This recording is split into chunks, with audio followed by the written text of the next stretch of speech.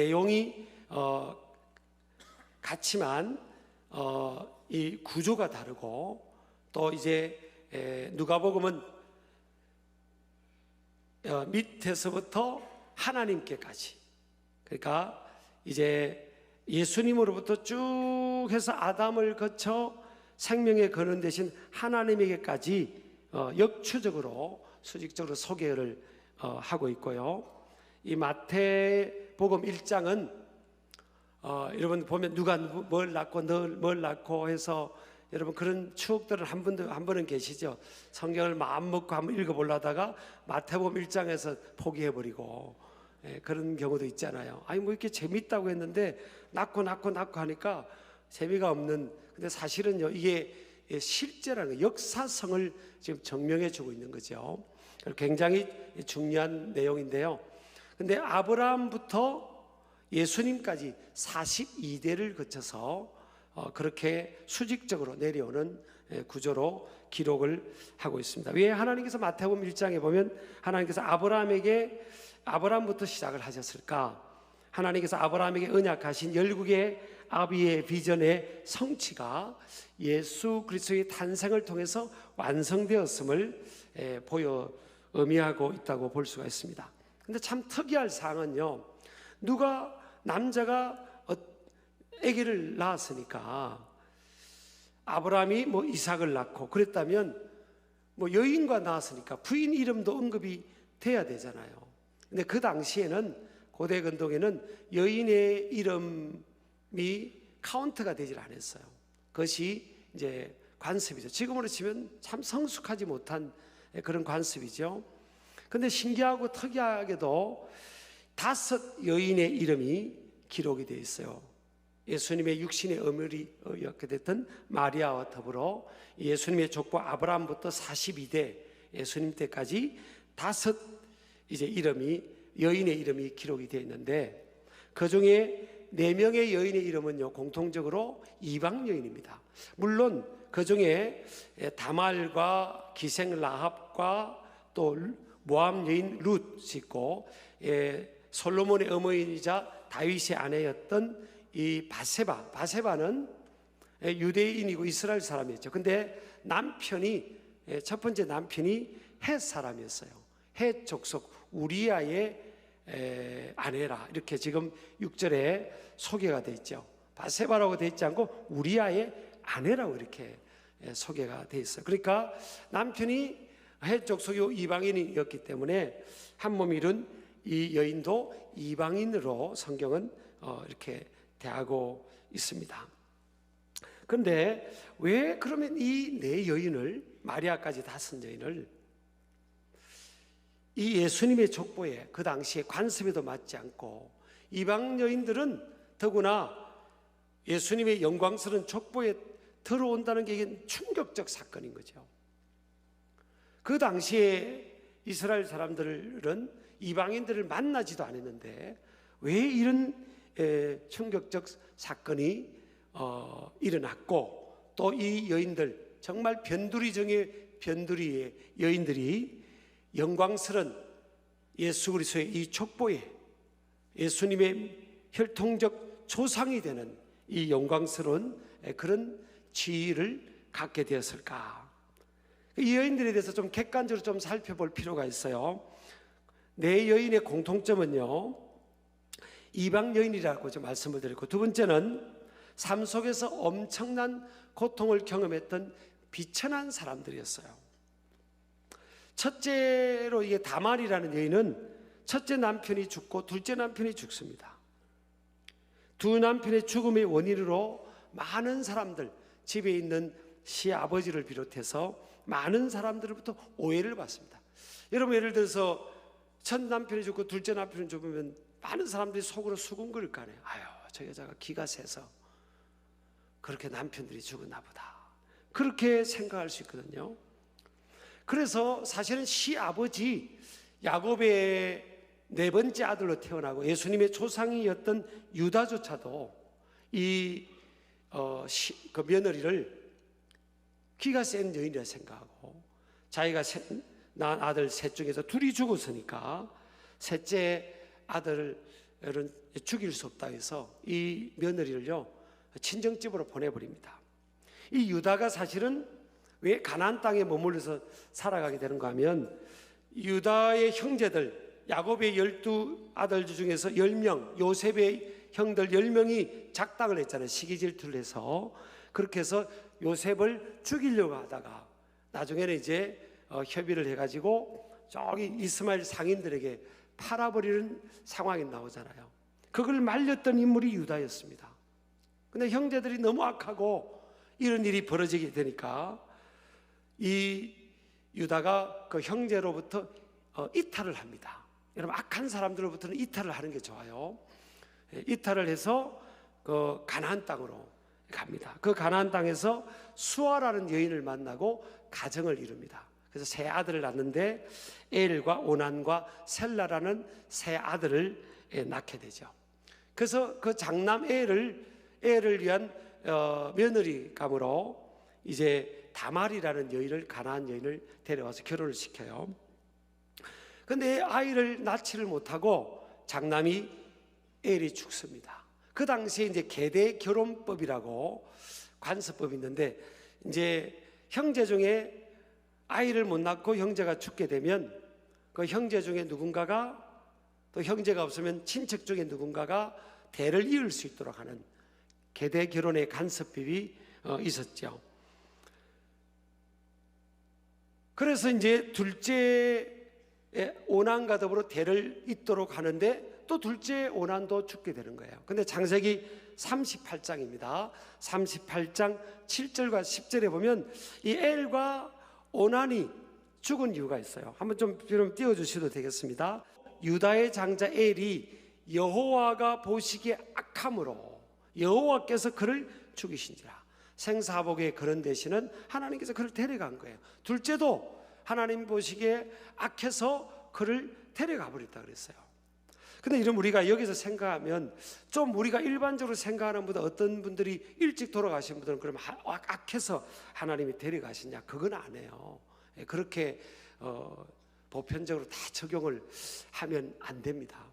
다 인생은요 별 상황들이 다 있는 거예요.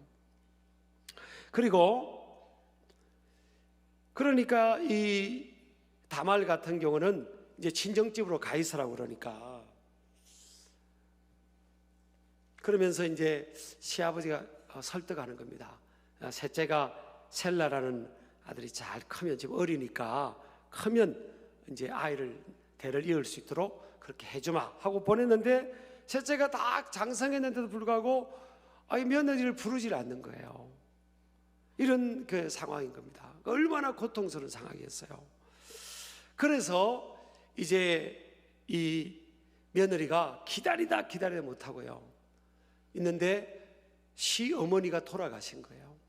시어머니가 이제 돌아가시고 시아버지가 외롭게 생활을 하고 있으니까 시아버지가 잘 다니는 길에 이 변장을 합니다. 몸을 파는 여인으로 변장을 하고 자기가 며느리인 척 하지 않고 그 시아버지를 속이고 동침을 하는 거예요. 참 성경은 너무 정당한 일이 별일이 다 있어서 저는 이런 걸 설교를 해야 되나. 그런데 왜 이게 기록이 됐을까? 왜 이런 여인이 예수님의 족보에 있을까? 이게 이제 하나님이 우리에게 주신 엄청난 메시지인 거예요. 그래서 이제 아이를 낳았는데 임신이 된 거예요. 근데 임신이 되니까 그 당시는 남편 없이 임신이 되면 돌을 던져 죽이든지 불에 태워 죽이도록 그렇게 그런 관습이 있었어요. 그 시아버지가 자기 며느리가 친정에 가는데 배가 부르고 임신이 됐다고 소문이 막 들리니까 사람들 시켜서 그 여자를 끌어내라고 불에 태워 죽이라고 하는데 이 다말이요 약조물을 딱 내요. 그때 시아버지하고 동침을 속이고 동침을 할 때 시아버지가 양을 그 당시는 주게 됐는데 양이 지금 가진 양이 없으니까 그 약조물로 도장하고 도장끈하고 지팡이를 받습니다. 그리고 다음에 요걸 가져오면 양으로 바꿔주겠다고 하고 그 지팡이와 도장끈하고 도장을 맡겨요.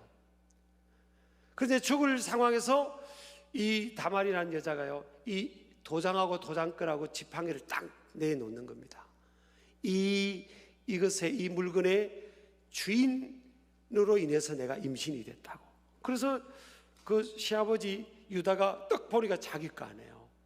그래서 그 여자가 맞다, 그 여자가 옳다, 내가 약속을 지키지 않고 셋째를 대를 잇도록 하지 않아서 내가 이런 일이 일어났다. 그런데 그 사이에서 임신이 됐는데 쌍둥이를 임신을 합니다. 베레스와 세라를 임신하는데 낳고 그 베레스가요 예수님의 또 조상이 되는 겁니다. 참 이게 놀라운 일이죠. 그 다음에 이 라합은요, 참 그러니까 이 다말이라는 여인은 가나안 여인, 이방 여인이죠. 말도 안 되는 상황에서 임신이 된 거 아니에요. 그런데 이 예수님의 족상의 족보에 올라간 것, 나중에 제가 그거를 뭉텅거려서 소개하겠습니다만은, 그 다음에 둘째 여인이 누군가 하면 기생 라합이에요. 그게 얼마나 여러분 별 남자를 상대하면서 몸을 파는 그 여인이 얼마나 많은 고통을 겪으면서 살아왔겠어요. 그런 고통을 겪고 있고요. 그런 또 비천한 여인입니다. 룻이라는 여인도 보면 모압 여인이죠. 근데 이 나옴이라는 여인의 가족이 기근을 만나서 더 잘 살아보려고 모압 땅으로 넘어갔는데 그곳에서 모든 재산을 다 잃어버리고요. 두 아들을 다 일찍 죽게 되는 상황을 만나게 됩니다. 그때 첫째 아들의 며느리가 이 룻입니다. 룻. 근데 이제 나오미가 깨닫죠. 내가 베들레헴 땅, 믿음의 땅, 하나님이 약속하신 그 땅에 있어야 되는데 이방 땅으로 내려가 가지고 모든 재산을 잃고 남편도 잃고 두 아들도 잃어버리고요. 그럼 혼자만 남은 거예요. 그 나오미가 그때 깨닫고 나는 이제 고향으로 돌아가겠다 하니까 첫째 며느리인 이 룻이 어머니의 하나님이 내 하나님, 어머님의 백성이 내 백성이 될 것이라면서 믿음으로 어머님을 부양할 책임을 부담 갖고 따라오는 겁니다. 세상에 이런 여자가 요즘 어디 있습니까? 그죠? 그래서 그런 여인이고요. 근데 이방 여인이고, 사실 모압 사람들은 영원토록 하나님의 총에 들어오지 못하도록 하나님께서 정해버렸어요. 신명기 23장 3절에 보면 암몬 사람과 모압 사람은 여호와의 총에 들어오지 못하리니 그들에게 속한 자는 10대뿐만 아니라 10대까지뿐만 아니라 영원히 여호와의 총에 들어오지 못하리라. 영원히 돌아오지 못하는 그런 주어진 데 이 여인이 예수님의 족보에 들어가게 되죠. 그 이유를 제가 말씀드리겠습니다, 나중에. 그 다음에 네 번째 바세바입니다. 바세바도 우리아라는 남편의 아내입니다. 근데 다윗 왕이 왕의 권력으로 그 여자를 데려와서 남편이 없을 때, 전쟁터에 갔을 때 데려와 가지고 동침을 해버린 겁니다. 그러니까 임신이 됐어요. 그 임신을 숨기려고, 자기 죄를 숨기려고 다윗이 미필적 고의로 이 바세바의 남편 우리아를 전쟁터에서 죽게 합니다. 아무도 모르는, 하나님과 요압 왕 장군만 아는 그 미필적 고의 살인을 하게 되고 그 남편이 죽게 돼요. 그런데 이 바세바도요, 다윗 왕과의 동침을 말하지 않습니다. 그러니까 철저히 비밀에 붙이는 그런 허물이 있고, 또 이제 나중에 다윗의 아내가 되죠. 그런데 솔로몬이 그 아들이 왕위를 계승하게 됩니다. 솔로몬이 장자로 태어나지 않았어요. 한참 뒤에 태어났어요. 그런데 하나님께서 솔로몬을 다윗을 통해 왕으로 세워버려요. 이것도 여러분 하나님 놀라운 어떤 축복이죠. 사실은 이게 왜 이렇게 된지를 여러분과 함께 나누려고 합니다. 자, 네 번째 이 여인들의 공통점이 뭔가 하면, 자, 여기에 비밀이 있는 거예요. 네 번째 공통점이 중요해요. 따라합시다. 신앙의 힘. 이 신앙의 힘, 신앙으로 이 고통스러운 환경, 이 비참한 환경을 극복하고 이겨내요. 역전의 주인공이 됩니다. 자, 그러면 이 네 여인들이 공통적으로 어떤 신앙을 갖고 있었나? 자, 다말은요, 끝까지 뭘 갖고 있습니까? 지금 약조물이 약조물. 유다의 지팡이와 도장과 도장끈입니다. 죽음의 위기의 순간도, 그 오랫동안 기다리는 시간, 10개월에 막 기다리는 시간 동안 끝까지 뭘 갖고 있는가 하면 이 지팡이와 도장과 도장끈이에요. 여러분, 이걸 갖고 있었기 때문에 그는 죽지 않았습니다. 이걸 믿음으로 갖고 있었기 때문에, 이걸 붙들 때 살아난다는 것을 믿었기 때문에 그런 이런 행동을 했고요. 그리고 예수님의 조상에 들어가는 그 놀라운 축복까지 경험하게 되는 겁니다. 두 번째, 라합, 몸 파는 여인입니다. 이방인이고 몸 파는 여인이에요. 그런데 어떻게 예수님의 조상으로 들어왔어요? 어떻게 믿음의 후보가 그 영광스러운 존귀한 계보로 들어왔냐고요. 이 여인이요, 여호와는 여호수아서 2장 11절에 보면 여호와는 뭐예요? 상천하지 하나님. 자, 한번 읽어보겠습니다. 우리가 듣자 곧 마음이 녹았고, 이게 우리가 누군가 하면 기생 라합과 그 가나안 땅에 살아가던 사람들을 말하는 거예요. 우리가 듣자 곧 마음이 녹았고 너희로 말미암아 사람이 정신을 잃었나니 너희의 하나님 여호와는 위로는 상천이죠. 위로는 하늘에서도 아래로는 땅에서도 하나님이시라. 자, 라합은 하나님을 믿는 사람이 아니에요. 하나님을 믿는 족속의 사람이 아닙니다. 그는 뭐 너무너무 힘든 밑바닥 생활을 하면서 몸도 팔고 정말 사람들에게 손가락질 받고 비인격적 대우를 받는 상황이에요. 근데 자, 보세요. 사람을 상대하다가 광야에서 아말렉을 이기고 많은 적들을 이기고 홍해를 가르고 이 애굽을 초토화시키고 막 이스라엘 민족이 모세를 중심으로 이렇게 막 진군해오는 그 소식을 들은 거예요. 사람들에게 그 소식을 들으면서 저들이 믿는 하나님은 신은 여호와라는 신이야. 그 하나님을 믿는 그 족속을 아무도 못 이겨. 그 소식을 들은 거예요. 근데 어디까지 지금 오고 있는 거예요? 가나안 땅까지 오고 있잖아요. 야, 우리가 그 하나님을, 여호와를 믿는 하나님을 믿는 그 민족과는 우리가 붙으면 안 되겠다. 나와 우리 가족은 살아야 되겠다. 그러면서 신앙을 고백하는 겁니다. 밑바닥 생활이고 손가락 받는 아주 비참한 그 상황이지만 고백하잖아요.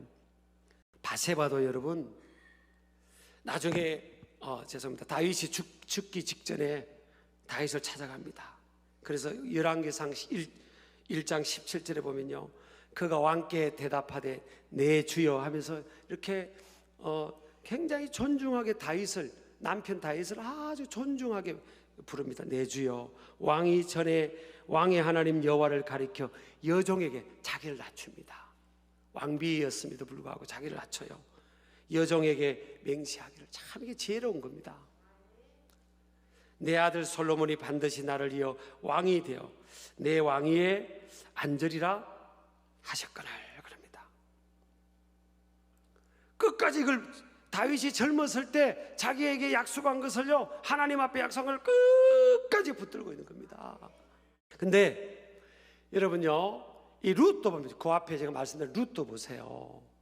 룻이요, 어떻게 해서 지금 이 보아스의 아내가 되는가 하면, 이 나오미가 오래 살아왔잖아요. 젊었을 때 잘못 선택해서 모압 땅 가서 다 잃어버려 오면서 다 이게 이제 신앙이 중요하고 말씀이 중요하다는 걸 알게 된 거예요.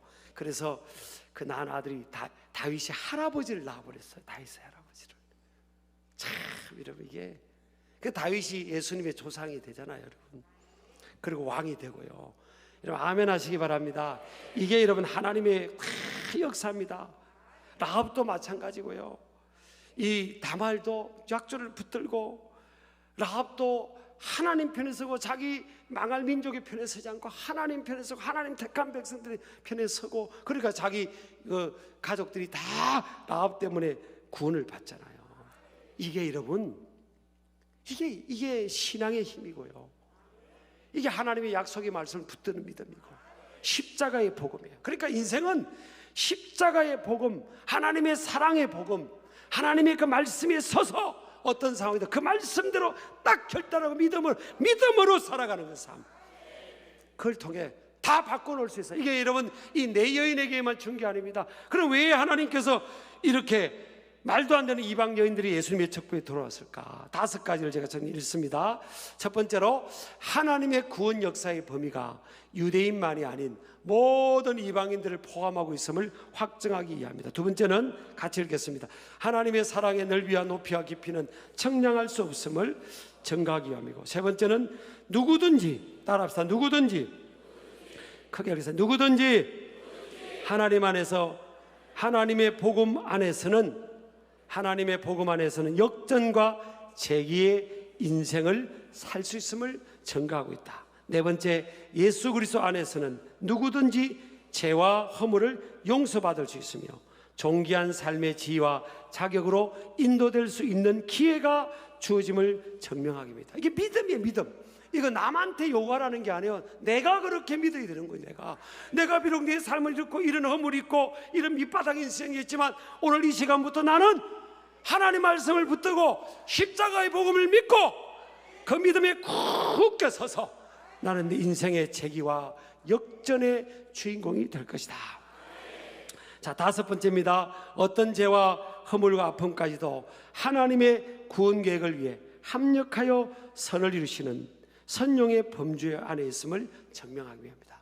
어떤 사람이 고통을 겪고 어려움을 겪고 밑바닥을 겪고 어떤 데는 넘어지기도 하고, 그것들이 다 하나님의 섭리와 계획 안에 선용될 수 있는 거예요. 하나님은 그렇게 하시는 분입니다. 이게 몇천 년 전에 어떤 내 여인에게만 아니에요. 저와 여러분의 삶에, 또 여러분 자녀손들의 삶 속에도 똑같이 역사하는 겁니다. 이게 신앙의 힘이에요. 신앙의 힘. 이게 예수 그리스도의 이 복음의 능력이라니까요. 저주의 근세를 깨뜨리는 능력이라고요. 동일하게 어떤 상황을 보지 않고, 하나님은 그 다른 걸 보지 않습니다. 과거의 실패와 실수를 보지 않으세요. 지금 네가 믿음으로 붙들고 있냐, 십자가를 붙들고 있냐, 내 말씀을 붙들고 있냐, 내 말씀을 따라 살아가고자 결단하고 있냐, 하나님은 그것을 보시고 이 여인들의 삶을 완전히 역전시킨 것처럼 저와 여러분의 삶도, 또 누군가의 삶도 그렇게 역사하신다는 거예요. 그래서 이 믿음을 갖고 여러분, 이 하나님의 사랑을 안으로 깊이 들어오는 저와 여러분 되기를 축복합니다. 손 내보세요. 이 붙들어대. 여러분, 나는 예수 믿고 역전의 인생의 주인공이 안 되는 것도 기적이에요. 그거 안 되면 하나님 이게 말씀이 잘못된 거, 하나님이 내 여자만 톡톡톡톡 찍어서 그렇게 하게 해주더라도 그거밖에 더 있습니까? 여러분, 자기 합리화에 빠지면 안 됩니다. 역전의 기적에 간정이 없는 삶, 그것도 기적이라고요. 그렇게 될 수가 없어요. 여러분, 바른 믿음으로 이렇게 살아가면 그렇게 되게 돼 있다니까요. 우리 아멘 하시기 바랍니다. 다 손 내보세요. 주여, 그게 주여, 재기와 역전의 주인공 되게 해주세요. 이걸 남한테 이렇게 의지하며 살라는 게 아니라 자기가 그 믿음을 갖고 십자가 앞에 회개하고 다시금 돌이키고 바로 살면, 믿음으로 살면 하나님 역사하십니다. 이건 반드시예요. 나이 따지지 않으세요. 하나님 상황 따지지 않으십니다. 과거의 흠을 보지 않으세요. 우리 아멘 하시기 바랍니다.